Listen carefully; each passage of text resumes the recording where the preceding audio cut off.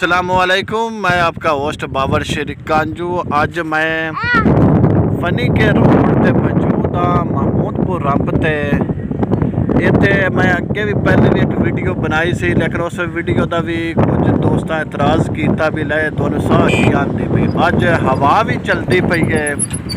इस हवा चलन दे नाल ये जिहड़ी मिल्लां वाले साह सटदे ने ये उड़ के अज इस रोड ते जिहड़ी सवारी गुजरती जाए गुजरगार हाथ बनी है किरियां ये लोग की गुजरते हैं उन्होंने दे अखी विच अज बड़ी साह पै रही है। तो क्यों हवा भी अदो है सामने रोड नूं साह भी जा रही है।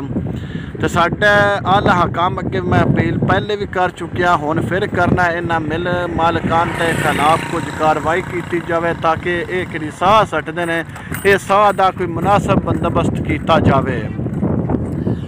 क्यों मैं ऐसी पिंडी भट्टियां बकायदा तौर पर वीडियो भी 2-3 दफ़ा शेयर की है।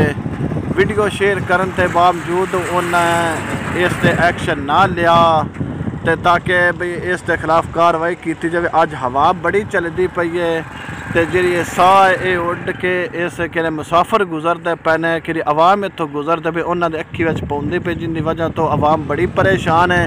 लिहाजा साडी आला हकाम अगे अपील है भी इसका इन्हां मिल्लां के खिलाफ एक्शन लिया जाए ताकि ये कि साह ये कोई मुनासिब जगह इसकी होवे जिथे इसनूं टिकाने लाया जाए।